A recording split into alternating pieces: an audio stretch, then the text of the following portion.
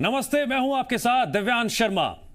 अतिथि विद्वान, आप ध्यान दें, आज आपके मुद्दे से एक बहुत बड़ी चर्चा, विशेष चर्चा जीएमपीसीजी पर होने जा रही है। जुड़े रहिए लगातार हमारे साथ। आज की बड़ी खबर क्या है बताऊंगा आपको विस्तार से, लेकिन उससे पहले तीन बातों को सामने रखना चाहूंगा।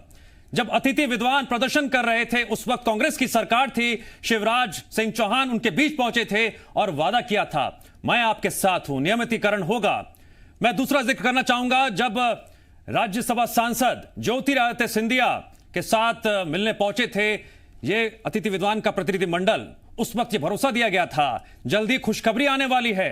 तीसरी बात का मैं जिक्र करना चाहूंगा चर्चा शुरू करने से पहले, आज की बड़ी खबर बताने से पहले, कि जब प्रदेश के उच्च शिक्षा मंत्री से भी यह प्रतिनिधिमंडल मिलने पहुंचता है, उस वक्त भी ऐसा बयान दिया था कि क्या मैं आत्महत्या कर लूं, कैसे मिलवा दूं सीएम से। तो आते हैं आज की बड़ी खबर की तरफ। मध्य प्रदेश के उपचुनावों में कर्ज माफी के साथ ही अतिथि विद्वान का मुद्दा बेहद अहम मुद्दा है, जिससे जुड़े एक सवाल पर उच्च शिक्षा मंत्री मोहन यादव ने लिखित जवाब दिया है। शिवराज सरकार में अतिथि विद्वानों के नियमितीकरण की कोई योजना नहीं है। पूर्व उच्च शिक्षा मंत्री जीतू पटवारी ने सवाल किया था, क्या विभाग की अतिथि विद्वानों के नियमितीकरण की कोई योजना है। इसका लिखित जवाब में मोहन यादव ने कहा, जी नहीं, 60 से ज्यादा अतिथि विद्वान नियमितीकरण की मांग को लेकर लंबे समय से धरना दे रहे हैं। कमलनाथ सरकार के दौरान भोपाल के शाहजहानी पार्क में विरोध प्रदर्शन किया था, जिसमें शिवराज सिंह चौहान ने नियमितीकरण का भरोसा दिया था, वादा किया था। बीजेपी ने विपक्ष में रहते हुए अतिथि विद्वानों की मांगों का समर्थन किया था, लेकिन अब उच्च शिक्षा मंत्री ने विधानसभा में लिखित जवाब दिया, जिसमें बताया कि अतिथि विद्वानों के नियमितीकरण की कोई योजना नहीं है। इसी जवाब में मोहन यादव ने बताया कि 15 मार्च 2020 को तत्कालीन उच्च शिक्षा मंत्री जीतू पटवारी ने कैबिनेट की मंजूरी के लिए नोटशीट लिखी थी।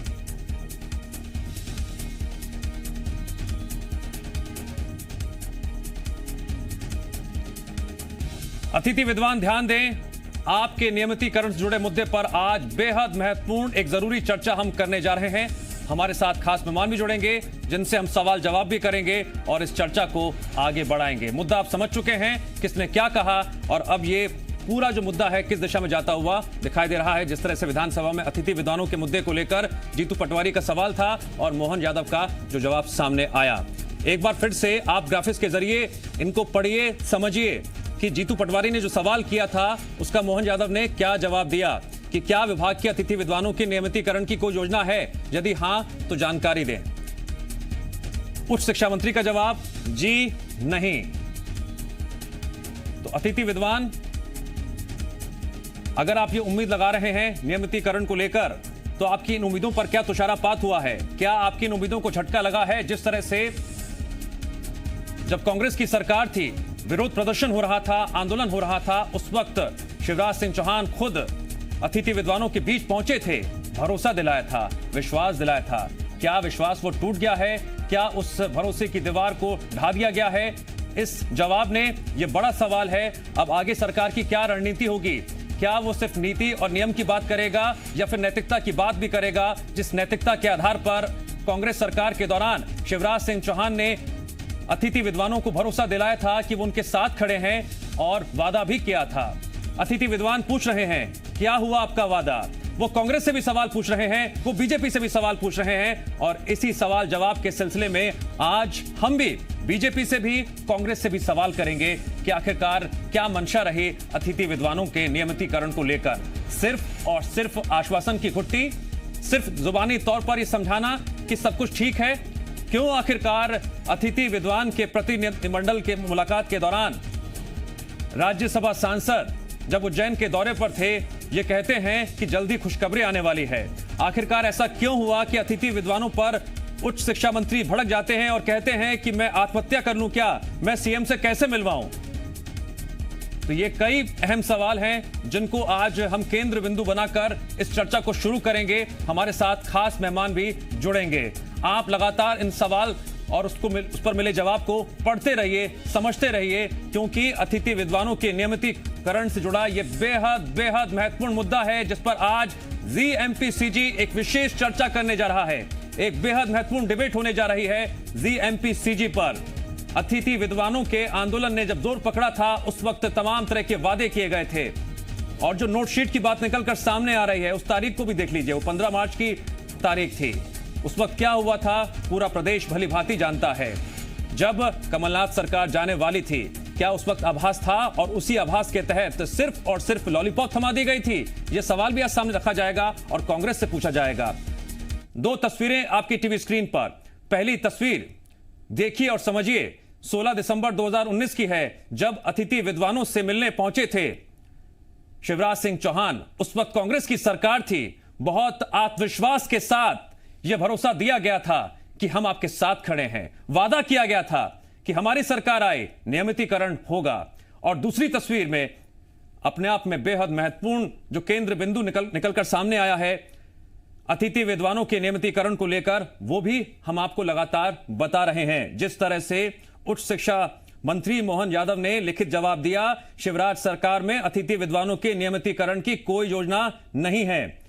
पूर्व उच्च शिक्षा मंत्री जीतू पटवारी ने सवाल किया था, क्या विभाग की अतिथि विद्वानों के नियमितीकरण की कोई योजना है? जो जवाब सामने आया है, क्या उससे अतिथि विद्वानों को बहुत बड़ा झटका लगा है? तो चर्चा हम शुरू करने जा रहे हैं और सबसे पहले हम सवाल करेंगे बीजेपी प्रवक्ता राहुल कोठारी जी से। राहुल कोठारी जी चर्चा में जुड़ गए हमारे साथ। राहुल कोठारी जी, मैं आपका बहुत बहुत स्वागत करता हूं। राहुल कोठारी जी, अतिथि विद्वान इस चर्चा को बहुत गौर से सुन रहे होंगे, समझ रहे होंगे। दो तस्वीरें इस चर्चा में शुरू में मैंने बताई थी दर्शकों को कि जब उच्च शिक्षा मंत्री मिलते हैं अतिथि विद्वानों के प्रतिनिधिमंडल से, उनका क्या रुख देखने को मिलता है। वो कहते हैं मैं आत्महत्या कर लूं क्या, इस तरह के शब्दों का इस्तेमाल उन्होंने किया था। मैंने एक तस्वीर वो भी बताई कि जब राज्यसभा सांसद ज्योतिरादित्य सिंधिया से प्रतिनिधिमंडल मिलता है तो कहते हैं जल्दी खुशखबरी आने वाली है। क्या यह खुशखबरी सामने आई है लिखित जवाब में? नहीं, देखिए, निश्चित रूप से आज जी न्यूज ने मध्य प्रदेश छत्तीसगढ़ ने बहुत अच्छा मुद्दा उठाया और बड़ा महत्व का मुद्दा अपने आप में है। कई लोग निश्चित रूप से इससे लंबे समय से पीड़ित रहे और हमारी जानकारी में सारी चीजें हैं। लेकिन मेरा आपके माध्यम से एक विनम्र निवेदन अतिथि विद्वानों से है कि जो सरकार है उसको भी समझने का प्रयास उन्हें करना चाहिए। जिस तरीके से अतिथि विद्वान लोग लगातार मध्य प्रदेश में एक माहौल उत्पन्न कर रहे थे, अगर कोई आदमी शिवराज सिंह चौहान जी का एक ट्वीट आता है तो उसके बाद अगर आप देखेंगे 15 ट्वीट पर ये उनको इस तरीके से ट्रोल करते हैं, लगातार इस तरह की भाषा लिखते हैं, तो मुझे लगता है ये कोई शोभा किसी भी शिक्षक को, विद्वान को नहीं देता। आज जिस तरीके से ये पूरी मांगों को लेकर हमेशा हर जगह प्रदर्शन करते हैं, यदि मोहन यादव जी की तरह से कोई शब्द आ रहे हैं तो शब्द क्यों आ रहे हैं, उसके पीछे कारण क्या बनता है, कितना फ्रस्ट्रेशन इनके द्वारा दिया जाता है, इस बात की भी जानकारी सबको होना चाहिए। अति विद्वानों के मामले में सरकार का हमेशा न्यायपूर्ण रवैया रहने वाला है। पहले भी इस बारे में जानकारी आई थी कि 13 अगस्त से इनको पुनः लेने की प्रक्रिया चालू होगी, 2 सितंबर तक पूरी की जाएगी। लेकिन निश्चित रूप से आप जानते हैं कि मध्य प्रदेश में जो हालात वर्तमान में कोरोना का लेकर बने हुए थे, किसानों को लेकर बने हुए थे, उसमें सरकार की प्राथमिकता समय समय पर बदल जाती है। लेकिन हमारा फिर भी आपसे ये भी सवाल खड़े कर रहा है कि इस कोरोना काल में आपने कई और भी प्रशासकीय फैसले लिए हैं। नहीं, देखिए, निश्चित रूप से सरकार अपनी जगह काम अपना करती है और शिवराज सिंह चौहान जी के बारे में सबको जानकारी कि वो एक संवेदनशील मुख्यमंत्री है। उनका लगातार इस बात पर ध्यान रखता है कि कौन व्यक्ति कहां पीड़ित है, किसको रिलैक्स और रिलीफ मिलना चाहिए। शिवराज सिंह चौहान जी जब स्वयं उनके धरने में गए थे तो भी इस बात का वादा करके आए थे और मैं आपको आज भी पूरे विश्वास के साथ भारतीय जनता पार्टी का रुख स्पष्ट करना चाहूंगा कि हमारी सरकार किसी भी तरह का अन्याय नहीं करने वाली। यदि जीतू पटवारी सोच रहे हैं कि वो अपना रायता फैलाते रहेंगे, अपनी जो गंदगी उन्होंने पैदा अपनी सरकार में की थी उसको भाजपा पे ढोलेंगे, तो इसको नहीं ढोलने दिया जाएगा। मोहन यादव जी बहुत सक्षम मंत्री हैं, लगातार इस बारे में चिंतन मनन कर रहे होंगे, लेकिन हमारा निवेदन है कि इनको धैर्य रखना पड़ेगा क्योंकि धैर्य से ही सारे काम होते हैं। आज क्योंकि कोरोना काल है, बहुत सारी प्रायोरिटी सरकार की है और योजनाएं कई सारी जो कांग्रेस सरकार ने बंद की थी उनको भी हमको पुनः चालू करना बहुत आवश्यक था। गरीबों का कल्याण रुक गया था, लोगों की शादियां रुक गई थी, तीर्थ दर्शन रुक गया था। इसलिए हमारा कहना है कि थोड़ा धैर्य रखें, इनका नतीजा जरूर मिलेगा। लेकिन फिर भी मैं आपसे एक और करना चाहूंगा, ठीक है, बने रहे हमारे साथ, आप बने रहे हमारे साथ। मैं फिर से आऊंगा आपके पास सवालों के साथ। पहले एक मुद्दा और समझना बहुत जरूरी है। संदीप, आप बने रहिए हमारे साथ, जुड़ गए हमारे साथ, हम आगे बढ़ेंगे।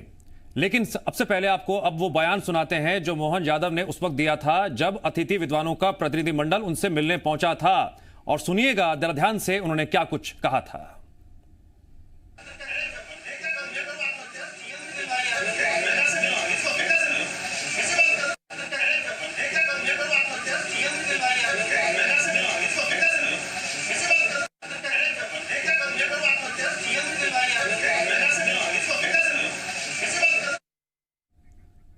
रुक करते हैं संदीप भमरकर का, जुड़ गए हमारे साथ। संदीप, ये पूरा मुद्दा कहां जाता हुआ दिखाई दे रहा है। अतिथि विद्वान कह रहे हैं कि आप सिर्फ और सिर्फ हमें एक मोहरा समझते हैं, जब चाहा जैसा चाहा आश्वासन की घुट्टी पिला दी, लेकिन इस मुद्दे पर एक कदम भी आगे बढ़ाने को आप तैयार नहीं हैं। किस पर विश्वास करें? वो जिस तरह से उच्च शिक्षा मंत्री का ये रवैया सामने आता है और विधानसभा में जो लिखित जवाब सामने आया है वो रवैया सामने आता है, क्या समझा जाए इससे? देखिए, बीजेपी कहती है कि वो अतिथि विद्वानों को नियमित करेगी और इसको लेकर आंदोलन के साथ में खड़ी भी रही है। कोई नेता ऐसा नहीं है, चाहे कमलनाथ हो, शिवराज हो, ज्योतिरादित्य सिंधिया हो, मोहन यादव हो, जीतू पटवारी हो, जो इस बात से इनकार करते हो कि इनको नियमित नहीं किया जाना चाहिए। सभी राजी तो होते हैं, लेकिन जब सरकार में इस पूरे उनके बयानों को, उनके विचारों को जब सरकारी सिस्टम में डालने की बारी आती है तो फिर हीला हवाली शुरू हो जाती है। कांग्रेस सरकार ने एक नोटशीट तो जारी की थी, लेकिन उस वक्त में जब वो सरकार जाने की नौबत आ गई थी।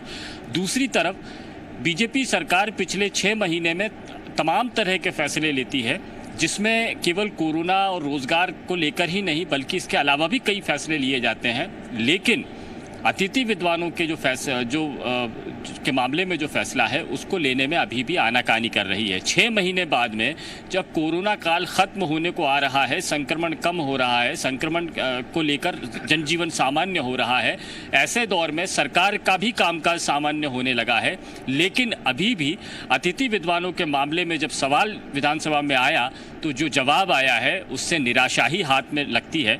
मैं इस वक्त में कुछ अतिथि विद्वानों के साथ में खड़ा हूँ और जाहिर सी बात है कि उनके मन में क्या चल रहा होगा इसको पहचानना कोई बड़ी बात नहीं है, क्योंकि बड़ी निराशा होती है विधानसभा में इस सवाल का जवाब हासिल करने के बाद में।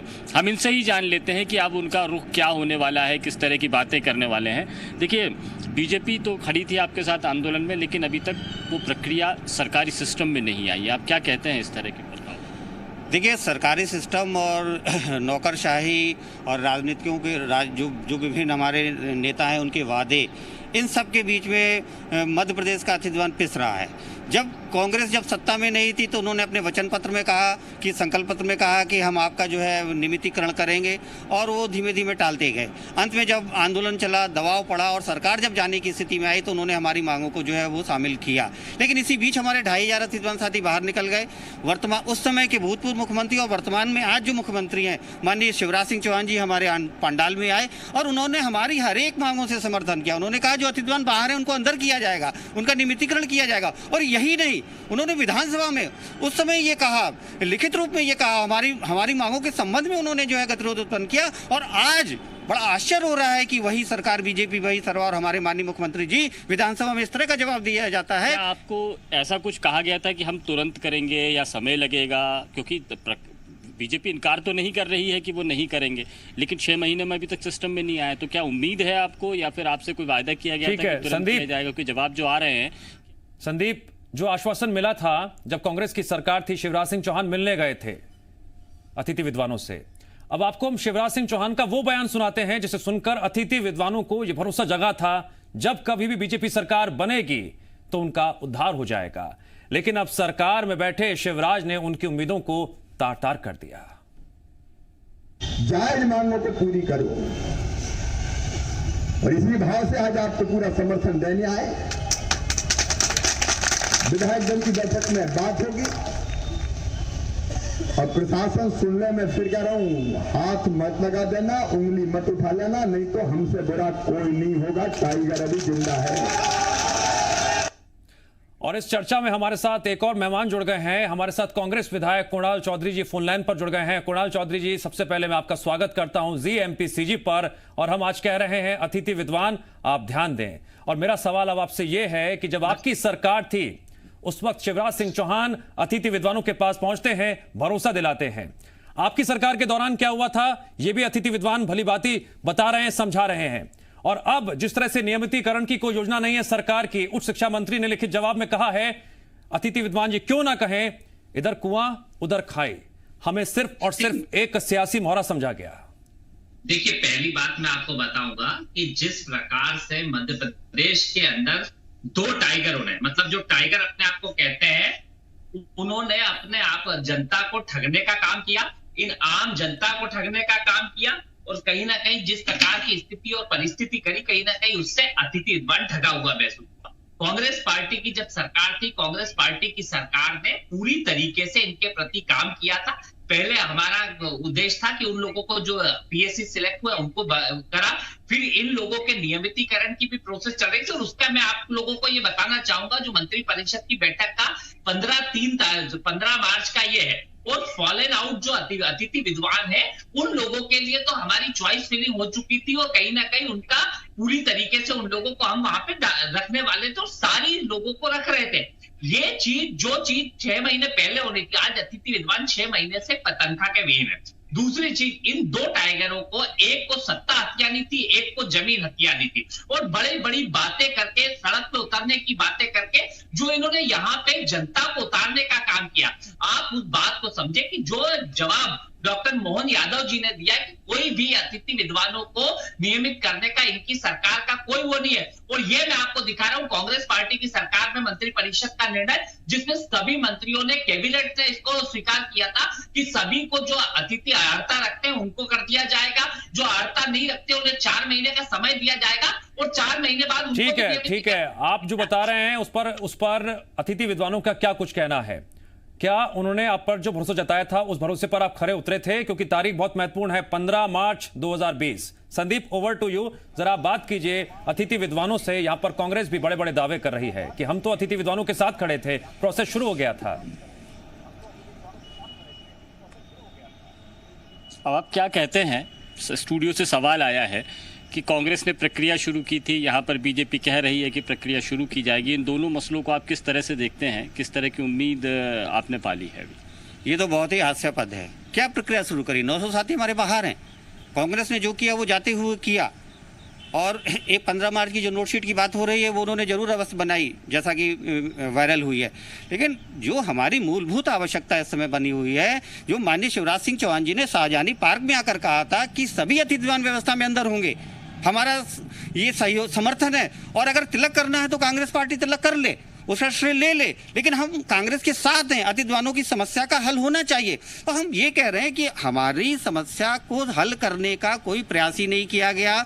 और आप ये आश्चर्य नहीं है कि एक लोकतांत्रिक व्यवस्था से चुनी हुई सरकार से हम बार बार आग्रह कर रहे हैं कि हमें सीएम से मिलवाइए, हमारी बात, हमें अपनी बात रखनी है। माननीय उच्च शिक्षा मंत्री जी से भी हम यही कहने गए थे कि आपने अपने स्तर से जो कार्य कर दिया, आगे नहीं हो रहा है तो हमारे प्रतिनिधिमंडल को ले जाकर सीएम से मिलवाकर हमारे साथियों को अंदर लीजिए।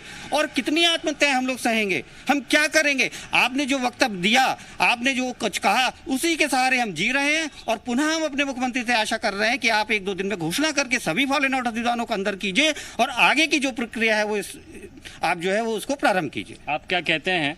कमलनाथ सरकार ऑर्डर निकाल रही है, शिवराज जी सरकार भी आने से पहले उन्होंने कहा कि टाइगर जिंदा है, आप चिंता मत कीजिए। जी बिल्कुल, वे आए थे हमारे यहाँ पर और उन्होंने ये बोला था कि टाइगर जिंदा है, और इसके लिए मैं उनको धन्यवाद देना चाहूँगी, क्योंकि वो उस समय जब पंडाल में आए तो हमको लोग पंडाल से निकालना चाह रहे थे, तो हम पंडाल में बैठे रहे। लेकिन जब कांग्रेस थी तो उन्होंने भी हमको केवल आश्वासन दिया। आज बीजेपी है तो वो भी हमको आश्वासन दे रही है। आज 9 माह से हम लोग बाहर हैं, भूखे प्यासे हैं, और हमारी जो व्यथा है वो हम कितनी बार बोलेंगे। और रोज हमको बोला जाता है कि अब आपका हो रहा है, और ये रोज आज तक कभी भी नहीं आया ऐसा। तो मैं मुख्यमंत्री महोदय जी से केवल ये कहना चाहती हूँ कि पिछले हम 25 वर्षों से इस व्यवस्था में हैं, आज हमारा भविष्य क्या है। और बार बार वो देख चुके हैं कि हम पैदल यात्रा कर चुके हैं, हम भूख हड़ताल कर चुके हैं, और हम कब तक इस प्रकार प्रताड़ित होते रहेंगे। आज मैं माननीय मुख्यमंत्री महोदय जी से हाथ जोड़कर निवेदन करना चाहती हूँ, और ये हमारा अंतिम निवेदन है आज। और मैं चाहूंगी कि वो हमको अतिशीघ्र फॉलन आउट अतिथि विद्वानों को व्यवस्था में ले लें। आप क्या कहते हैं? कांग्रेस और बीजेपी ऐसा लग रहा है एक ही जैसी बातें कर रहे हैं। जी सर, 6 महीने हो गए बीजेपी सरकार को बने हुए हैं, और इससे पूर्व 15 साल बीजेपी सरकार रही है, उसमें भी अतिथि विद्वान व्यवस्था जारी रही। कांग्रेस के शासनकाल में भी ये जारी रही। अब इसी दिक्कत कहाँ आ रही है? आखिर आपको लगता है जब नेता चाहते हैं तो दिक्कत आखिर कहाँ पर आती है? सरकार में आते ही ये सब क्यों गड़बड़ हो जाता है? दिक्कत सर अलग पीएससी के माध्यम से ये भरने की बात करते हैं, जबकि ये भर्ती अगर पहले की जाती, कई वर्ष पहले की जाती, तो आज ये तब बातें करते हैं जब सरकार में आ जाते हैं, जब धरने पर आते हैं तब आपको इस तरह की बातें करने मिलते हैं कि ये प्रोसेस होगा, सिस्टम होगा, प्रक्रियाएं होंगी। नहीं, जब आपका कहना है कि धरने पर जब हम थे तब माननीय शिवराज सिंह महोदय जी आए थे हमारे पास, आके उन्होंने बोला कि ये जितने लोग आप बैठे हो आपके आंसू पोंछने मैं आया हूँ, आप चिंता ना करें, आप लोगों की आंसू मैं पोंछूंगा। ठीक है, हमने ये सोचा कि जब हमारे आंसू ये पोंछेंगे, और सबसे बड़ी बात तो ये है कि उस समय 16 दिसंबर को जब माननीय मुख्यमंत्री जी हमारे धरना स्थल पे आए थे शाहजहानी पार्क में, तो उन्होंने ये बोला था कि ये पुलिस प्रशासन को उन्होंने बोला कि हाथ मत लगाना इन किसी को भी, टाइगर जिंदा है। और वही माननीय मुख्यमंत्री जी जब परसों हम उच्च शिक्षा मंत्री जी के बांग्ले पे गए तो हम लोग को पुलिस से खदेड़ा गया है। क्या ये नए हैं? ये नए संगत है क्या? हम लोग सवाल आपसे ये है कि जब आप धरने पर जाते हैं, आपसे बातचीत करते हैं, तो आपसे संदीप मैं आ रहा हूं। राहुल कोठारी जी, आपने सुना एक महिला, मध्य प्रदेश एक महिला की पीड़ा, एक मध्य प्रदेश की महिला हाथ जोड़ रही है, अतिथि विद्वानों के मुद्दे पर सत्ता में वापस आते हम नियमितीकरण कर देंगे। ये सपने दिखाए गए थे लेकिन सत्ता में आते ही आप वादा भूल गए, ये आरोप आप पर लग रहा है। अब नहीं, देखिए कोई आरोप लगा दे, लेकिन भारतीय जनता कोई नहीं, पार्टी प्लीज को सर, राहुल जी प्लीज, भावनात्मक थोड़ा भावनात्मक पहलू है ये, एक अतिथि विद्वानों से जुड़ा हुआ ये अतिथि विद्वान कह रहे हैं, ये वो महिलाएं कह रही हैं जो आपके प्रदेश की नागरिक हैं, एक उम्मीद आपसे रखती हैं। उठाया है, लेकिन मेरा आपके माध्यम से निवेदन है कि सबको संयम रखना पड़ेगा। आपको मैं 22 अगस्त की तारीख याद दिलाना चाहूंगा, जब ये बात सरकार के द्वारा की गई थी कि हमने कैलेंडर जारी किया गया है, पुनः योग्यता सबको अपडेट करनी चाहिए, 1 सितंबर तक सबको काम पे दोबारा रखा जाएगा।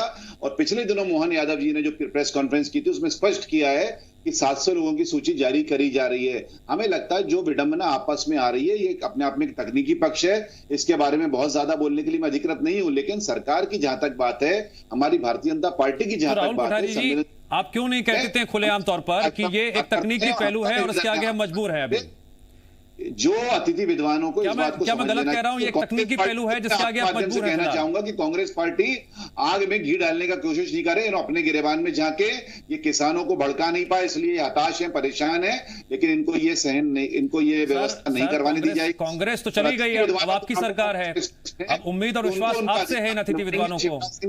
खुद वहां जाकर बोला, लेकिन अगर राजनीति का हिस्सा बनने का वो प्रयास करेंगे तो मैं रुकना चाहूंगा। बयान आ रहा है, बयान सुनना चाहते हैं आपको, एक बयान सुनाते, बहुत महत्वपूर्ण है सुनना इस बयान को। अब ये अति हो गई है, इसलिए अन्याय के खिलाफ इनका साथ देंगे, इनको वचन पत्र के मुताबिक नियमितीकरण करो, कोई बड़ी बात है ही नहीं, रिक्त पद उन पर कर दो, थोड़े से पदों का सृजन करना पड़ेगा, नए कॉलेज खोलो, बंद करने की। राहुल कोठारी जी, आपने बयान सुना है? आपने मुझे जो वाक्य सुनाया मेरे को ध्यान में है, लेकिन मेरा आपसे निवेदन है कि थोड़ा इंतजार रखना चाहिए। अभी जो कठिन समय देश में चल रहा है, प्रदेश में चल रहा है, उसमें अतिथि विद्वानों को इस बात को समझना चाहिए कि सरकार उनके साथ खड़ी है और एक एक फेज में सारे काम करे जा रहे हैं। मोहन यादव जी का व्यक्तित्व एक शुचिता पालन करने वाले व्यक्तित्व है, उन्होंने यदि कोई बात बोली तो उसके पीछे कारण क्या है, ये अतिथि विद्वानों को अपने गिरेबान में भी झांकना चाहिए। और मुख्यमंत्री जी की जहां तक बात है, आपको मालूम है इस समय वो भारी परेशानी में है, लगातार चुनावी दौरा है, उनका आना जाना रहता है, लेकिन उनका दिल हमेशा जो है विद्वानों के साथ में है और निश्चित रूप से उनकी सारी मांगों को पूरा किया जाएगा, लेकिन थोड़ा संयम बरतें, कितना संयम, जिस तरह की भाषा कितना समय मुख्यमंत्री जी के खिलाफ बार-बार ट्वीट्स पे इस्तेमाल की जाती है, कितना समय, कितना संयम, अतिथि विद्वान पूछ रहे हैं आपसे, बार-बार पूछ रहे हैं, कांग्रेस से प्रेरित होकर ना करें। कितना संयम, कितना वक्त? नहीं, देखिए मुझे पूरा विश्वास है कि ये जो अपने आप में समय निकलेगा, क्योंकि अभी आचार संहिता का समय लगभग सामने आ गया है, लेकिन जो 700 लोगों की सूची जारी करने की बात की गई थी वो भी आगे बढ़ रही होगी, योग्यता अपडेट करने का विषय है, बाकी चीजें जो भी तकनीकी पक्ष है उसको ये लोग निश्चित रूप से पूरा करें। और अगर कहीं इनको सरकार से उसमें रिलैक्सेशन चाहिए, सरकार के सामने अपना पक्ष ठीक तरीके से रखेंगे। हमारा पूरा विश्वास है मोहन यादव जी हमारे संघ के स्वयंसेवक है और उनको इस तरह की बातें मालूम है कि किस तरह का व्यवहार करना चाहिए। लगातार उनके व्यवहार को लेकर जो बार बार बातचीत की जा रही है, मैं उससे भी बिल्कुल रुष्ट हूं, और जिस तरीके से ये पूरा मामला हुआ है उसमें अतिथि विद्वानों को चाहिए कि अपने भाषा का संयम लिखें, क्योंकि मुझ जैसा छोटा कार्यकर्ता भी अगर एक ट्वीट लिखता है तो उसके नीचे ये जिस तरीके से ट्रोल करने का प्रयास करते हैं, कुणाल चौधरी जी से भी निवेदन करना चाहूंगा कि आग में घी डालने का प्रयास न करें।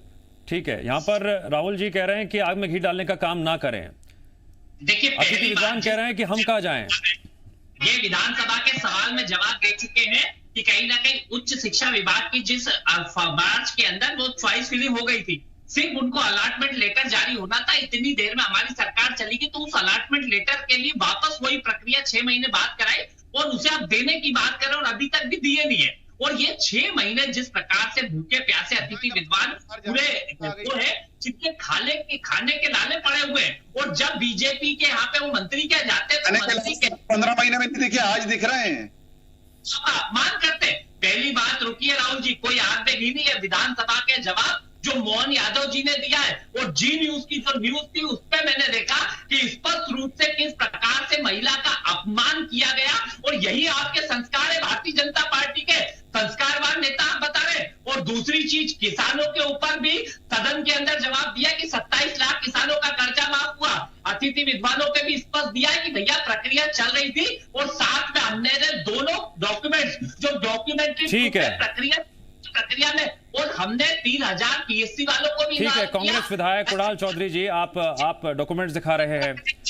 बीजेपी प्रवक्ता राहुल कोठारी जी कह रहे हैं आग में घी डालने का काम मत करिए। उधर मेरे सहयोगी संदीप के साथ अतिथि विद्वान भी खड़े हुए हैं जो बहुत परेशान भी हैं, अपने आप को लाचार और बेबस महसूस कर रहे हैं और पूछ रहे हैं क्या हुआ आपके वादे का। चर्चा लगातार जारी है। अतिथि विद्वान आप ध्यान दें, आपके नियमितीकरण से जुड़े इस मुद्दे पर हमारी ये विशेष चर्चा लगातार आगे भी जारी रहेगी। एक छोटे से ब्रेक के लिए यहां रुक रहे हैं।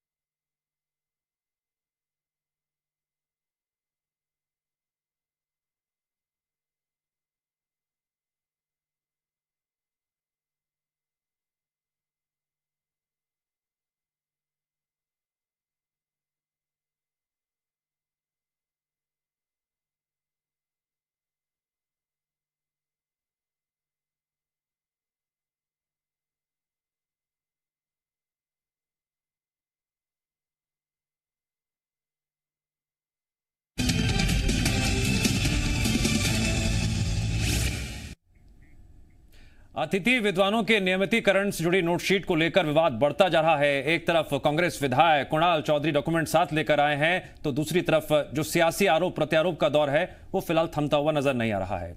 मैं बीजेपी से बात भी करूंगा, मैं कांग्रेस से भी बात करूंगा, लेकिन उससे पहले एक बार फिर से मैं संदीप का रुख करूंगा जो अतिथि विद्वानों के साथ मौजूद हैं।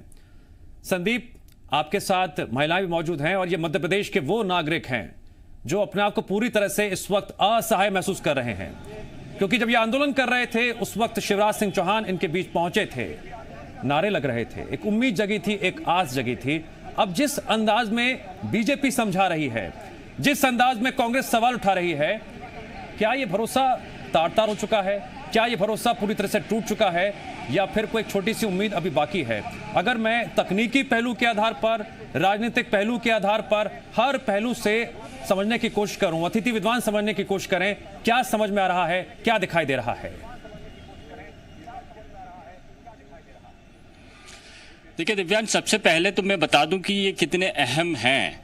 ये दरअसल उच्च शिक्षा विभाग में पढ़ाने वाले, यानी जो हायर एजुकेशन के जो स्टूडेंट्स होते हैं उनको पढ़ाने वाले टीचर्स हैं, और ये कॉलेजेस में जाके पढ़ाते हैं। ये अब इसलिए पढ़ा रहे हैं और इनको गेस्ट लेक्चरर यानी अतिथि विद्वान का दर्जा इसीलिए है क्योंकि उस कॉलेज में सीट खाली है।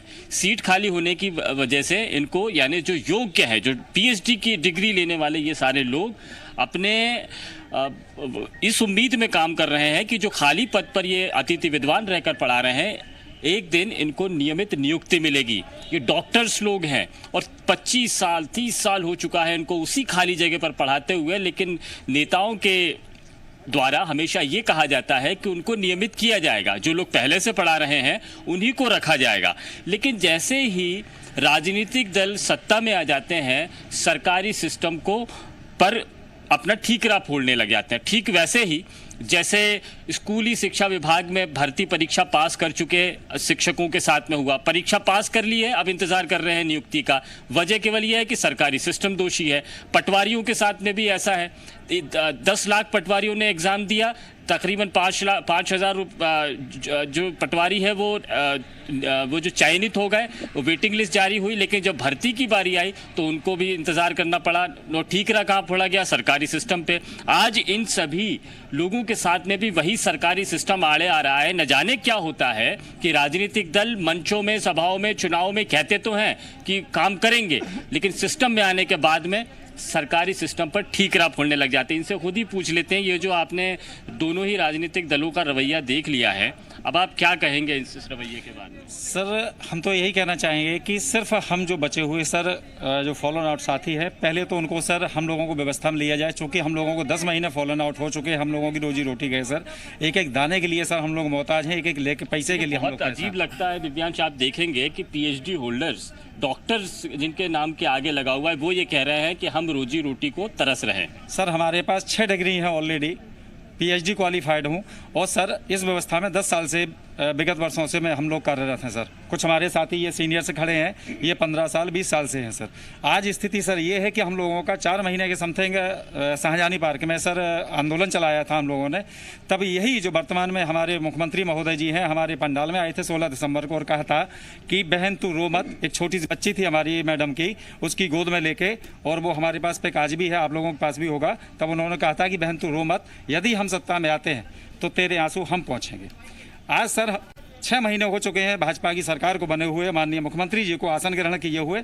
सर, हम उन लोगों से उनका सिंहासन नहीं मांग रहे हैं, सिर्फ हम अपने लिए 2 वक्त की रोजी रोटी चाहिए सर, हमारे बच्चे जिससे पल सकें। आपकी बातें तो मंत्री से, सरकारों से होती रही है। मैडम, आप प्लीज थोड़ा सा आगे आइए। आप मुझे बताइएगा कि ये ऐसा जब आते हैं नेता तो कोई कभी कहा कि हम लोग प्रोसेस में लाएंगे, कब कर लेंगे? अभी 6 महीने बाद में हम सवाल इसलिए उठा रहे हैं कि विधानसभा में उत्तर आ गया है कि इस तरह की कोई प्रक्रिया प्रचलन में नहीं है। जी नहीं सर, ऐसा कुछ नहीं कहा जाता, ना प्रक्रिया बताई जाती। सिर्फ यही बोला गया है कि हम यदि सत्ता में आ जाएंगे तो हम निश्चित ही आपको कैबिनेट में प्रस्ताव पारित करके हम आप लोग को अंदर ले लेंगे। लेकिन आज 6 महीने हो गए सरकार को बने, कोई भी हम लोग के पक्ष में निर्णय नहीं हुआ। आज भी हमारे 900 साथी बाहर हैं व्यवस्था। उम्मीद है आपको? अभी भी लगता है उम्मीद है आपको? सर, उम्मीद तो कायम है कि सरकार कुछ ना कुछ करेगी, लेकिन जल्दी कर दे तो हम लोग भी व्यवस्था में अंदर आ जाएं। आप कैसे अपने दुख को बयां करेंगे कि सरकार जब आती है, जब राजनीतिक दल होता है, तब तो बड़ी बड़ी बातें करती हैं। आखिर व्यथा क्या है आप लोगों की? आप इतना पढ़े लिख लिए, डॉक्टर के बाद कोई डिग्री भी नहीं बची करने को, पढ़ाने को आप चाहते हैं।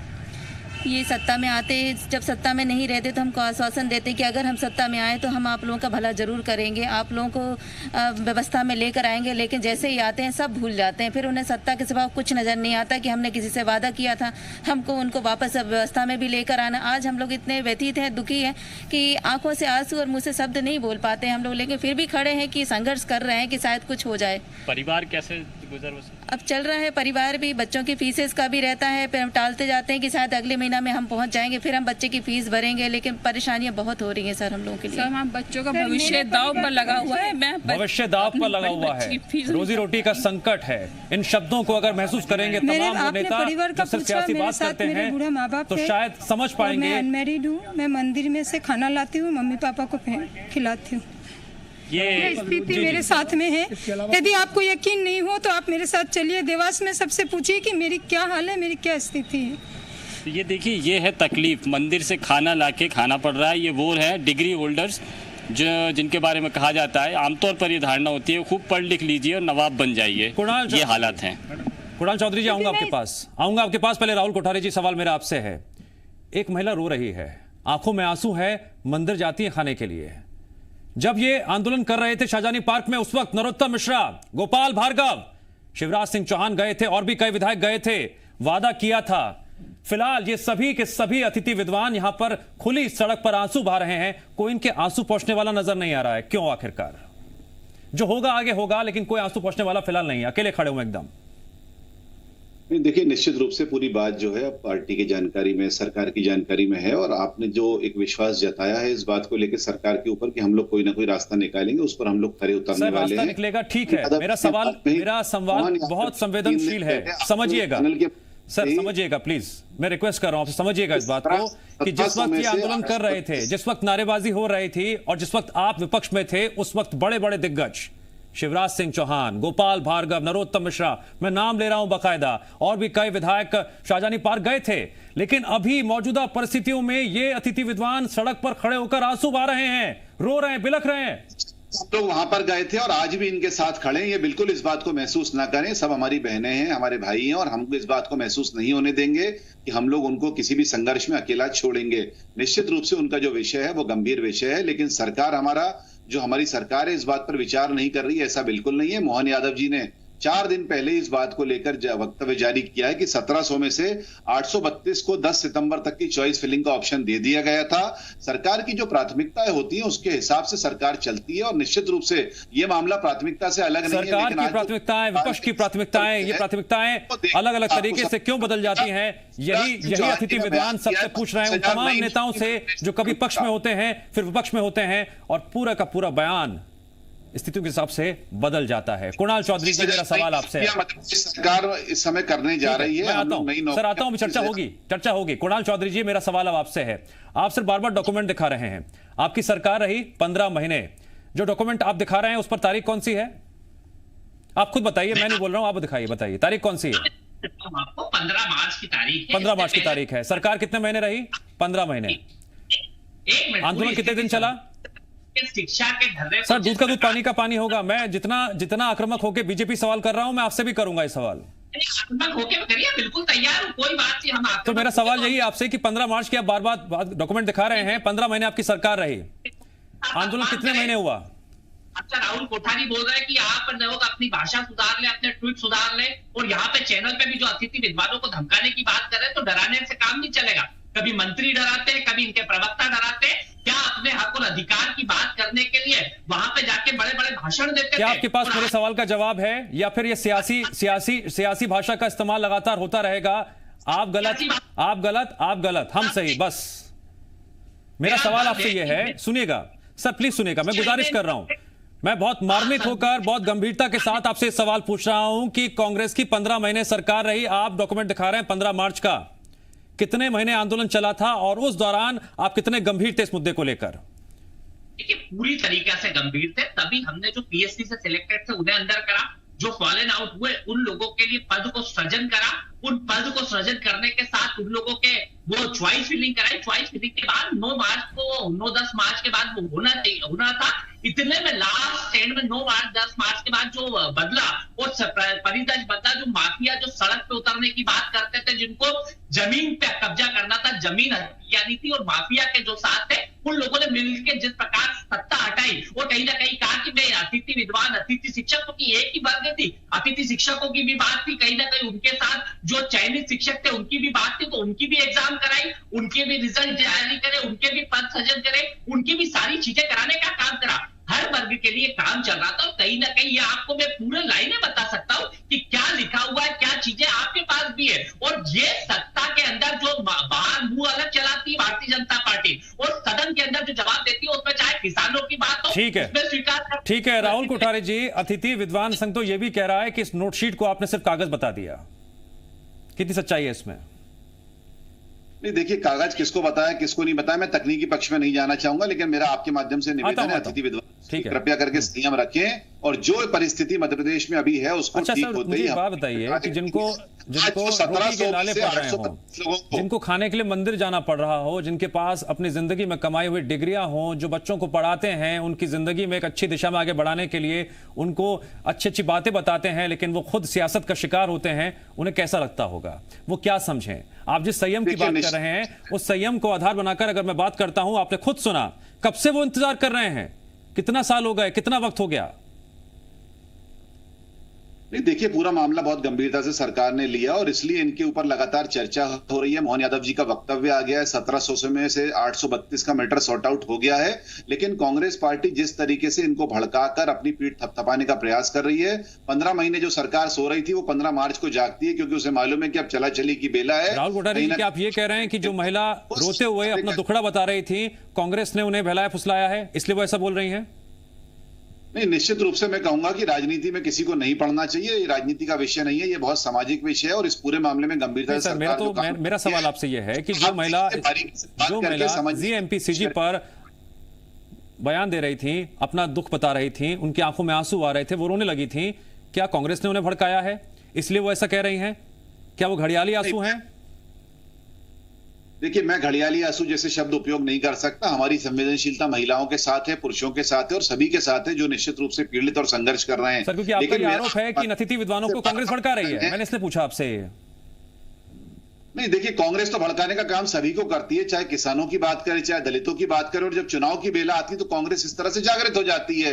लेकिन अतिथि विद्वान बहुत समझदार हैं, क्योंकि वो विद्वान हैं, उनको इस बात को आगे रख के विचार करना चाहिए कि जो सरकार का पक्ष है उसको ढंग से सुने, बातचीत करें। और यदि मुख्यमंत्री जी से मिलना है, मुख्यमंत्री जी कोई हमसे बहुत दूर नहीं है, मोहन यादव जी भी वक्तव्य जारी कर चुके हैं। ये तो साबित कर दिया उस शिक्षा मंत्री ने, साबित कर दिया कि मुख्यमंत्री वाकई में दूर नहीं है, मैं आत्महत्या कर लूं।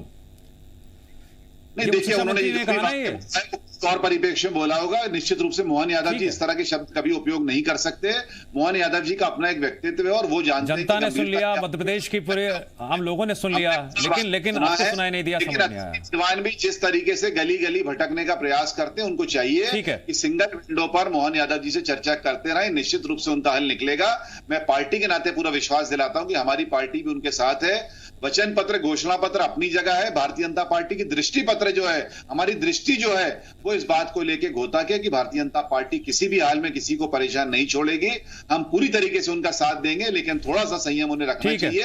ठीक है संदीप, ठीक है संदीप, मैं बहुत बार सवाल पूछ चुका हूं नेताओं से और खुलकर पूछ रहा हूं, आक्रामकता के साथ पूछ रहा हूं, संयम रखिए। पहली बात ये बार बार दोहराई जा रही है, कांग्रेस की तरफ से दोहराई जा रही है, बीजेपी वाले सियासत कर रहे हैं, कांग्रेस कह रहे, बीजेपी वाले कह रहे हैं कि भाई ये आग में घी डालने का काम कर रहे हैं। अतिथि विद्वानों के दर्द को मैं बार बार बयां कर रहा हूं, मैं बार बार उन महिला की चर्चा कर रहा हूं जिनकी आंखों में आंसू थे, जो मंदिर जाकर खाना लेकर आती हैं। उनके दर्द से क्या सभी ने किनारा कर लिया है? जिस तरह सड़क पर वो अकेले खड़े हुए हैं इस वक्त, जब आंदोलन हो रहा था, मैं नाम ले रहा था, कौन कौन पहुंचे थे? मोहन भार्गव पहुंचे थे, उस वक्त नरोत्तम मिश्रा पहुंचे थे, और भी कई विधायक पहुंचे थे, शिवराज सिंह चौहान पहुंचे थे, और फिलहाल अब ये अकेले खड़े हुए हैं।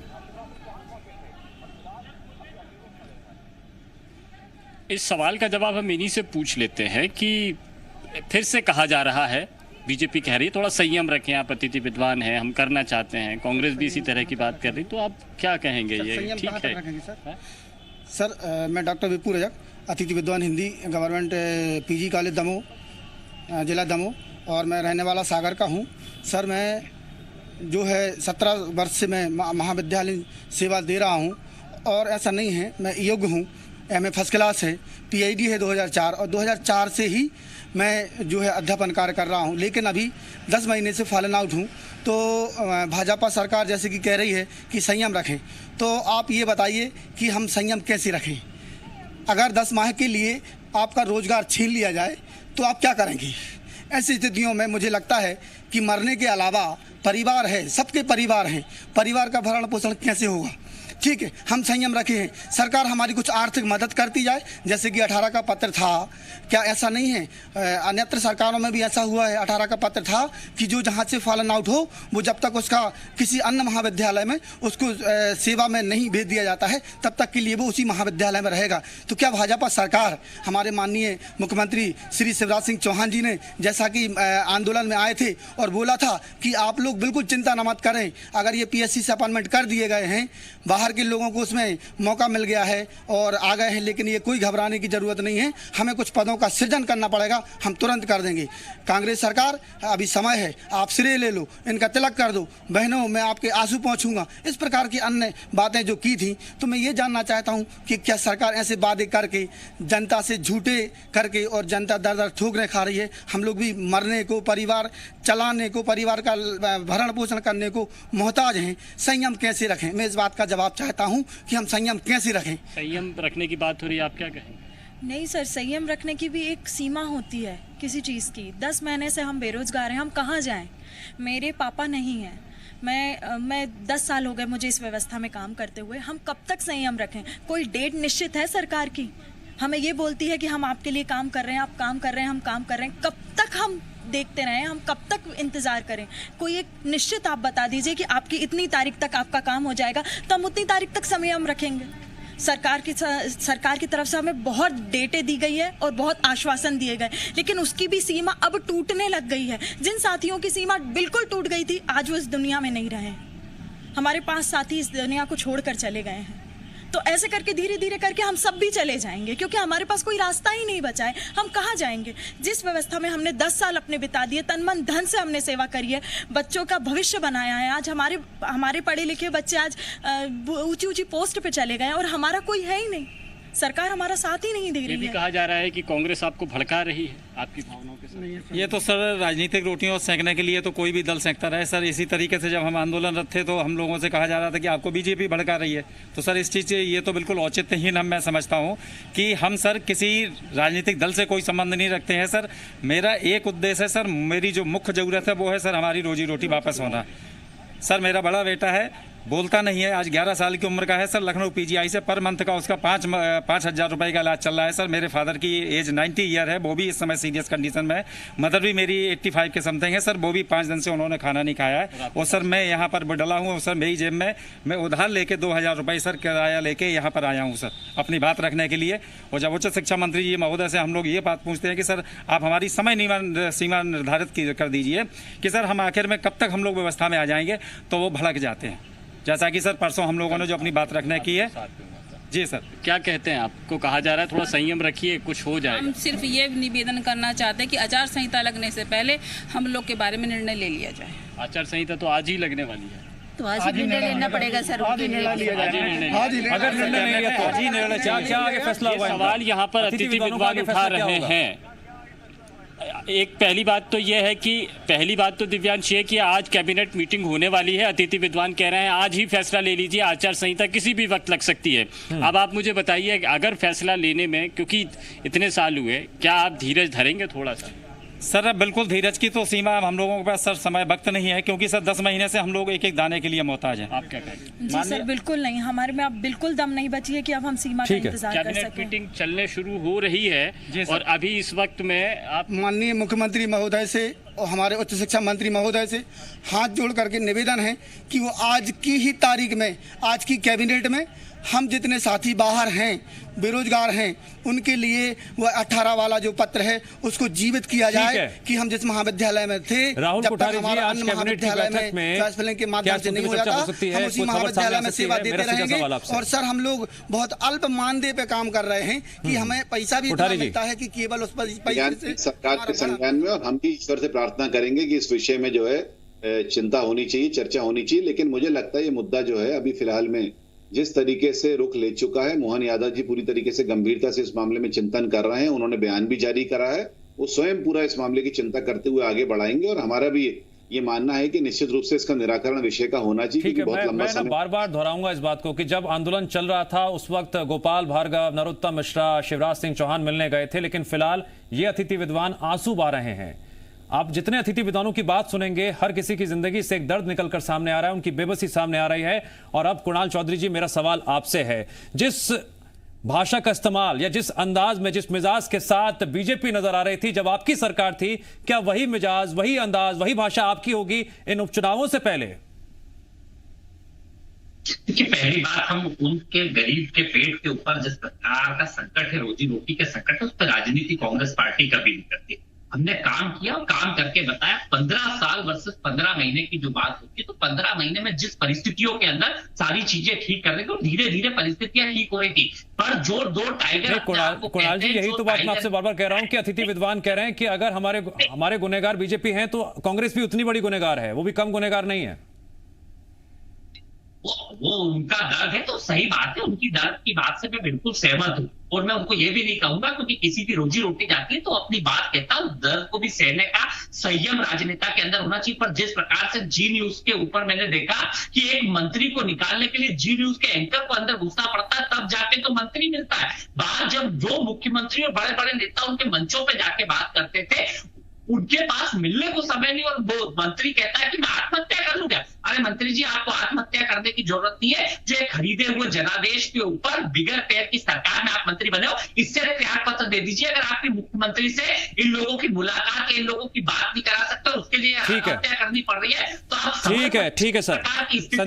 संदीप, मेरा आपसे फाइनल कमेंट आपसे लेना चाहूंगा। क्या इसी तरह से भी राजनीति होती रहेगी? कम से कम समाधान होता हुआ दिखाई नहीं दे रहा है, जिस तरह से, जिस अंदाज में बीजेपी हो या कांग्रेस जवाब दे रही है और एक दूसरे पर जो है सियासी आरोप प्रत्यारोप लगातार लगा रही है। देखिए, पहली बात तो ये दिव्यांश कि अगर कोई गंभीरता होती तो शायद विधानसभा के जवाब में उसका कुछ ना कुछ संकेत तो मिल जाता, वो नहीं मिल रहा है। सरकार ने अपनी घोषणाओं में, अपने वायदों में, राजनीतिक दलों ने अतिथि विद्वानों को तो प्राथमिकता पर रखा है, लेकिन सरकार में आने के बाद में इन्हीं जो चुनावी वायदे किए गए थे उनको दोयम समझ लिया गया। 6 महीने में वो अभी कैबिनेट की एक मीटिंग में नहीं आ पाया। अहम बात ये भी है कि ऐसा नहीं है कि कैबिनेट में केवल कोरोना, रोजगार या फिर किसानों को लेकर ही फैसले लिए गए हों। इसके अलावा भी बहुत सारी चीज़ें रही हैं जो राजनीतिक हित साधने के लिए बहुत सारे फैसले लिए गए हों। लेकिन जिस तरह एक कैबिनेट में लाने के लिए एक विभाग का प्रस्ताव था, भले ही पिछली सरकार का था और ये बीजेपी चाहती थी कि अतिथि विद्वान नियमित हो जाएं, तो वो सरकारी प्रक्रिया आखिर क्यों आगे नहीं बढ़ाई गई?